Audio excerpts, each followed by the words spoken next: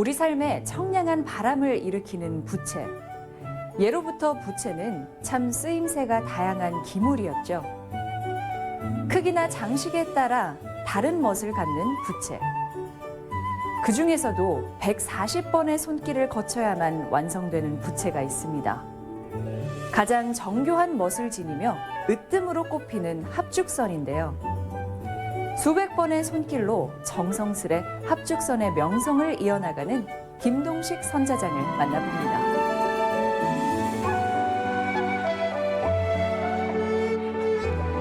올곧은 대나무와 부드러운 한지의 곡선이 어우러져 한국 고유의 멋과 품위를 지닌 부채 합죽선. 합죽선의 아름다움은 선자장의 손끝에서 시작되고 완성됩니다. 얇은 대나무살이 모이고 모여 하나의 합죽선을 완성하듯 한평생 부채에 바친 하루하루가 모여 선자장 인생을 완성해가고 있는 김동식 선자장. 그의 부채 인생을 만나봅니다.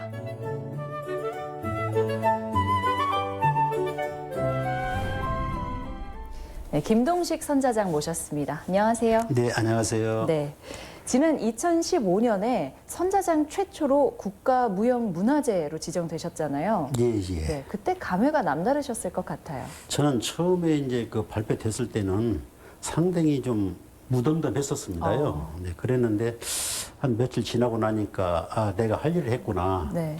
이런 자부심이 생기더라고요. 그래서 저는 지금까지 그 마음을 가지고 일하고 있습니다. 네. 그 선자장의 길을 걸어온 지는 올해로 몇 년이 되신 건가요? 지금 제가 만 62년 됐습니다요.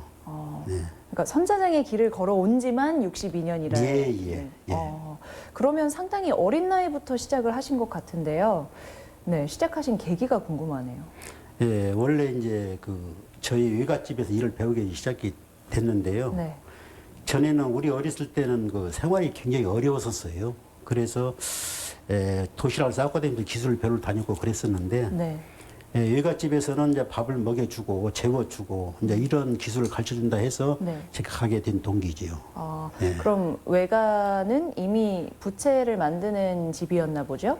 네, 그렇죠. 원래 나경옥이라고 이제 증조 외할아버지께서 그 나주 양반이었어요. 네. 근데 거기서부터 이제 부채 일을 했다는 그런 이 얘기가 있더라고요. 예. 그래서 이제 그 밑에 이제 나 학청이라고 저 외할아버지인데 네. 외할아버지께서 이제 일을 배우셔가지고 그 일을 쭉 그 집안에 저 외갓집 집안의 외삼촌들이나 외사촌 형제한테까지 다 부채 일을 했죠.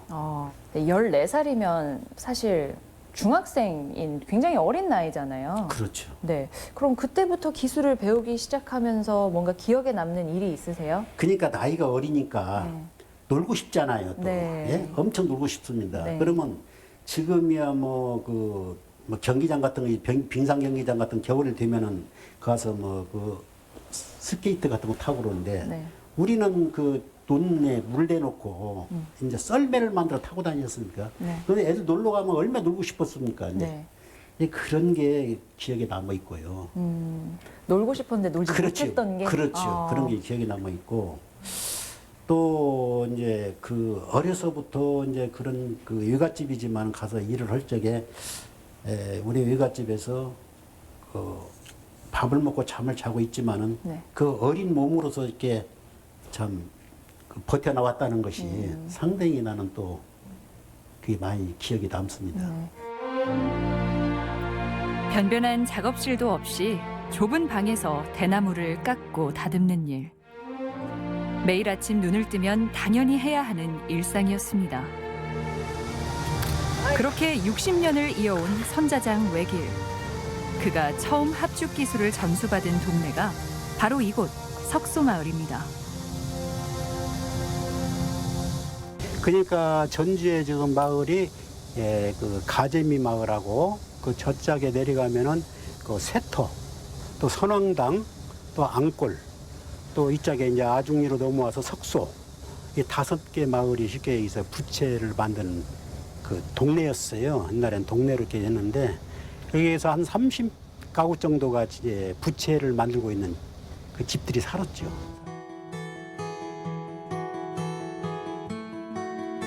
국내외로 명성이 높았던 조선의 부채 중에서도 으뜸으로 꼽히던 합죽선. 그 어떤 부채와 견주어도 손색이 없는 합죽선의 기품은 숙련된 장인의 섬세한 기술에서 비롯됩니다. 그만큼 귀한 부채를 만드는 장인들이 전주에 모이게 된 사연은 오래전으로 거슬러 가는데요. 조선시대 전라가명을 두고 있던 전주는 선자청이라는 관청을 둬 국가에서 부채를 제조하고 관리해왔습니다. 대나무의 주산지였던 전라도, 동시에 전주는 품질이 뛰어난 한지를 생산했던 곳인데요. 그에 관한 내용은 기록에서도 엿볼 수 있죠.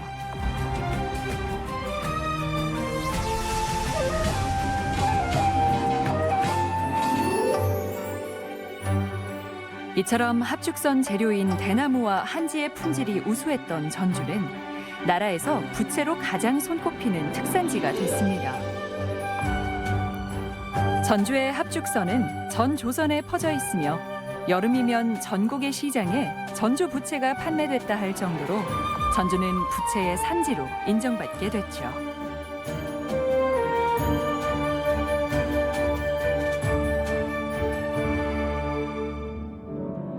기술이 상당히 어렵습니다. 네. 보기에는 뭐 한 주먹에 딱 들어오는 이 부채 한 자루지만은 네. 이게 참 만드는 공정을 보면 굉장히 어렵습니다요. 그래서 배우려고 하는 사람도 와서 며칠 해보다 되면 안 되고 그러니까 가고 그런 일이 있었어요. 과정이 너무 까다로워서 예, 전체를 배우는 그 작업조차가 힘든 것 같은데요. 네네. 예, 도대체 어떤 과정을 거치길래 이렇게 어렵다고 하는 걸까요? 이 부채는 전에는 이제 그 부채 용으로서 2부 6방이란 6사람이 부채를 이렇게 한 자루를 만들었었어요. 이게 이제 그 살 깎는 사람이 있는가 하면은 이제 부채 이게 몸을 만드는 사람이 있고 그 다음에 이제 뭐 광을 내고 뭐 낙죽이라는 건 불로 인두공입니다. 네. 낙죽을 하고 이제 종이를 이렇게 접어서 붙이고 이제 고리를 만들어서 이제 받고 하는 이런 6사람이 있어야만 부채 하나를 만들었다. 네. 근데 지금 혼자 다 해야 됩니다.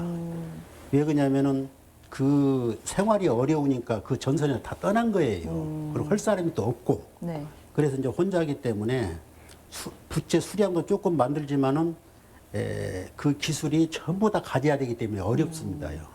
과정별로 이렇게 세분화되어 있던 게 지금은 네. 한 사람이 그걸 전체를 알아야 되잖아요. 그렇죠. 네. 네. 그럼 작업을 할 때 완성시키는 데 걸리는 시간은 얼마나 되나요? 보통 만든다고 보면은 한 4, 5일 걸리는데 네. 이게 뭐 풀칠을 한 5번, 4번, 5번 해야 되거든요. 네. 그럼 말리는 시간이 있기 때문에 부채 하나 만들려면 15일 정도 걸린다.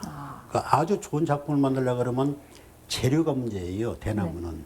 우리 한국 대나무는 이 마디 길이가 한 최고 길다고 보면 한 50cm까지 있는데 그게 귀해요.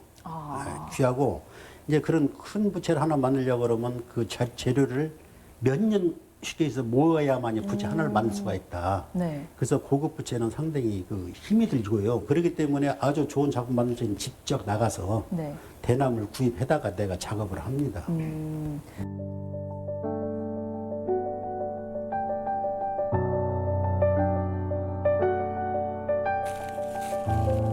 부채 제작을 위해 가장 먼저 해야 할 일은 좋은 대나무를 찾는 일. 전남 구례와 순천, 담양 일대에서 1년 동안 사용할 대나무를 직접 채취하는데요. 합죽선에 적합한 대나무를 찾는 일 또한 쉬운 일은 아닙니다.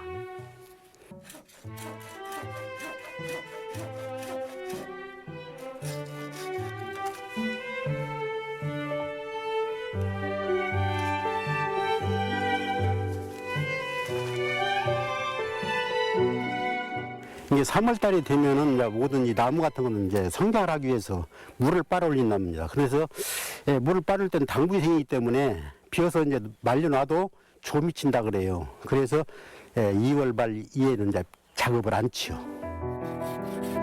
대나무는 상처가 나지 않도록 하나하나 잘라서 운반해야 하는데요. 고된 과정이지만 좋은 부채를 만들기 위해 소홀히 할 수 없습니다.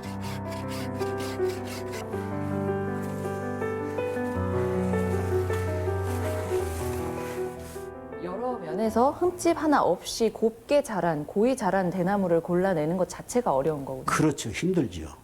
그리고 대나무 작업을 하더라도 이게 밭에서 이제 대밭에서 그 대나무를 작업을 해가지고 닦고 나올 적에 네. 어디 바위나 어디 끓이면은 그 기스가 나지 않습니까? 그러면 그건 못 쓰는 거죠. 네. 그래서 그 작업할 때 힘이 듭니다. 보통 잘 만들어진 부채라고 하는 건 정확히 어떤 걸 의미하는 건가요? 잘 만들어진 것은 그 살을 어떻게 이제 깎아서 네. 이제 원래 부채는 그 살 깎는 데에서 부채를 작업합니다. 네. 모양과 뭐 모든 것이 그렇기 때문에 살 잘 깎아야 되고 집을 지면은 이 대들보와 모든 게 중방이나 이런 거 잘 맞아야 되지 않습니까? 네. 부채도 마찬가지입니다. 부채도 모든 게 이렇게 잘 맞아야만이 앞 벌림과 또 이렇게 뒤로 넘어지는 이런 것이 없게 만들기 위해서는 많은 기술이 필요하죠. 네. 손때 묻은 도구들이 지나온 세월을 짐작하게 하는 그의 작업방. 촘촘한 부채살이 돋보이는 합죽선은 부채살이 많을수록 상품으로 여겨집니다. 무려 100번의 손길이 다 완성되는 백접선이 그중 하나죠.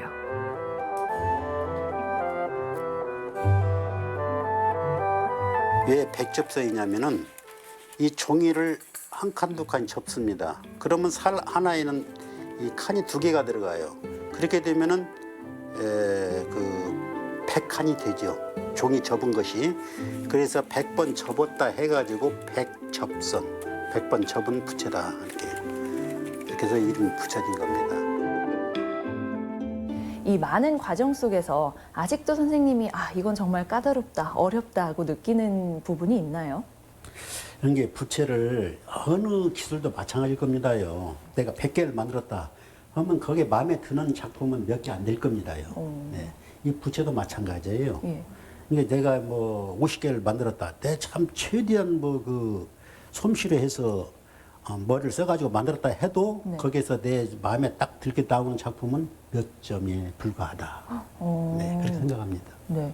전 과정에 혼심을 다해 해도 막상 완성된 거는 마음에 안 들 수도 있나 보네요. 그렇죠, 그렇죠. 그러니까 다른 분들이 봤을 때는 네. 참 너무 좋다 이렇게 해도 내가 봤을 적에는 뭔가가 좀 예를 들면 어떤 부분이 마음에 안 든 적이 있으세요? 그러니까 이제 부채살 깎을 적에 이렇게 깎아놓고 보면은 깎을 적에는 정확히 깎았어도 부채를 만들어 놓고 보면은 네. 그 흠이 좀씩 있습니다. 예, 그런 게 마음에 안 든다고죠. 예, 예. 그러니까 그땐 보지 못했던 것들이 나중에 그렇죠, 보이는 경우. 나타나죠. 예, 예. 선생님이 만드셨던 것 중에 마음에 들었던 거, 기억나는 부채 있으시죠? 이게 43년 정도 된 부채거든요. 네네. 근데 이 작품은 아주 고급스럽게 만들어진 작품이에요. 네, 네. 딱 봐도 그렇네요. 그러니까 이 작품은 이렇게 만져보면은 그 상당히 세월이 좀 많이 됐다는 것도 느낄 수가 있고요. 저도 한번 만져볼 수 있나요? 한번 만져보세요. 묵직하네요. 네, 그렇죠. 와, 43년이 됐다고요? 예, 예. 고이 집에 모셔둬야 될 것 같아요. 이제 부채 만드는 일을 대를 이어서 하고 계시잖아요. 네, 그렇죠. 분명 어려운 점도 있을 것 같은데 뭐가 있을까요? 이제 문명이 자꾸 발달되니까 좋은 거 많이 나오지 않습니까? 뭐 에어컨이네, 뭐 선풍기네, 발명품들이 많이 나오는데 네. 이 부채를 손으로 안더라고요. 그래서 사양길에 좀 접어들었다 이런 생각이 들었거든요. 네. 그래서 지금 배우려고 하는 사람이 없습니다. 그럼 결국 사람들이 예전만큼 찾지 않는다는 점이 가장 힘들다고 느끼시는군요. 그렇죠. 예, 예. 네. 그럼 그런 어떤 어려움 때문에 내가 이 일을 그만두고 싶다. 그럼 다른 일을 찾고 싶다고 생각하신 적도 있으신가요? 제가 1996년도에 제가 좀 어려운 일이 닥쳤었습니다. 근데 네. 그때 이제 이 부채를 접으려고 했었어요. 예, 그만하고 그냥 뭐 다른 이제 업으로 한번 돌려서 한번 해볼까 했는데 네. 뭐 이제 선배 친구가 네. 네 좋은 기술을 갖다가 버리면 쓰겠느냐 이렇게 말씀을 해주시는 분이 한 분 있었어요. 네. 그분이 이제 돈을 이렇게 주면서 이놈 가지고 빨리 그 일을 해라 해가지고 그 길을 지금까지 좀 해온 것이 지금 여기까지 왔습니다. 네. 어떻게 보면 선생님만이 할 수 있는 거기 때문에 주변에서 그만두신다고 했을 때 많이 안타까워했을 것 같아요. 예, 그렇죠. 네. 그때 계속 하시길 잘 하셨다고 생각하시나요? 지금에 와서는 잘했다고 생각합니다. 네. 다른 일을 생각할 만큼 일이 힘들었다는 건데 그럼에도 불구하고 계속 이 부채 만드는 일을 고집하게 된 이것만의 매력이 있을 것 같아요. 내가 이 작품을 만들어 놓으면 다른 분들이 봤을 때, 아, 진짜 이 사람은 그 부채의식에 있어서 그 솜씨가 아주 뛰어난 사람이다. 네. 이렇게 인정을 해줬기 때문에 지금까지 이 길까지 와지 않는가 이런 생각이 들어갑니다. 결국 사람들에게 인정을 받고 그렇죠. 또 예. 본인만이 할 수 있다는 그 사명감 그런 것도 있지 않았을까 싶어요. 네, 그렇습니다. 그래서 앞으로 제가 이제 뭐 힘 닿는 데까지는 어떻게 하면 이 부채를 좀 널리 알리고 전주 부채가 그 유명하다는 것을 좀 이렇게 많이 알리고 싶은 생각이고요. 네. 또 그 이수자를 하나 양성을 시켜서 내 솜씨를 그대로 이어가게 네. 지금 그 생각입니다. 저는. 네. 네. 지금 혹시 선생님 밑에서 배우는 사람이 있나요? 내가 아들한테 이야기를 해가지고 네. 지금 부채를 일을 하고 있거든요. 아, 그래서 아들을 지금 이제 내 기술이 앞으로 세월이 좀 가면은 이제 없어지지 않을까 이런 것이 좀 아쉽고 해서 네네. 우리 아들한테 내가 전수 받아가지고 이걸 해라 네. 해서 지금 아들을 가르치고 있습니다.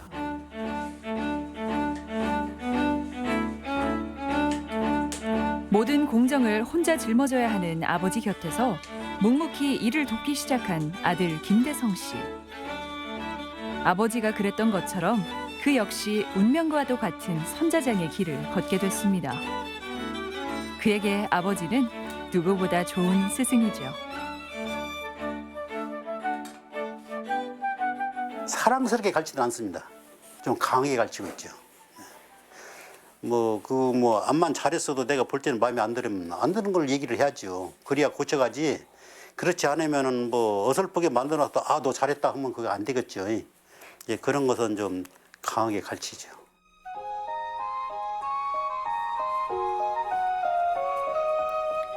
정교한 제작 기술을 가르치는 일도 중요하지만 합죽선 한 자루를 만드는 데 들어가는 정성과 시간, 노력의 가치를 스스로 깨닫게 하는 일이 어쩌면 더욱 중요한 일입니다. 굉장히 정직하죠. 부채가. 거짓말 안 하는 부채죠. 왜냐면 표법 안 쓰고 제대로 만드니까 모양도 이쁘게 나오고, 잘못된 건 절대 정상적인 물건하고 섞이질 못하니까요. 정직하니까 결과물도 정직하게 나오죠, 항상. 네.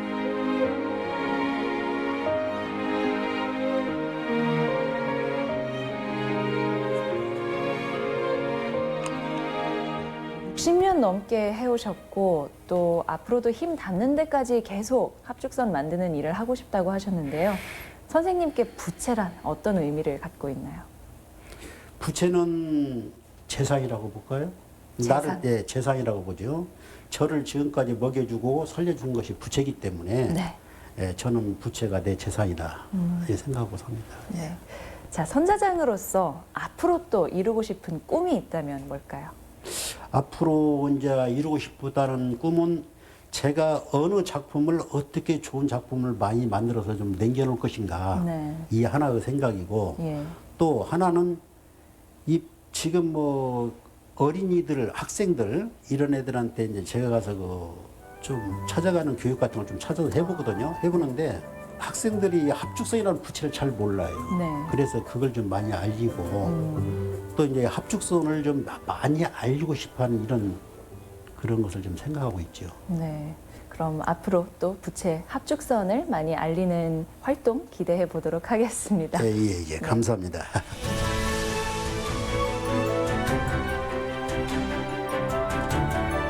젖부채 중에서도 가히 최고라 손꼽히는 우리의 합죽선. 이 작은 부채 하나엔 김동식 선자장의 인생이 담겨 있습니다. 숨이 다한 대나무에 영원한 생명을 불어넣는 일. 그 위대한 가치는 선자장 김동식 씨의 손길로 묵묵히 이어지고 있습니다.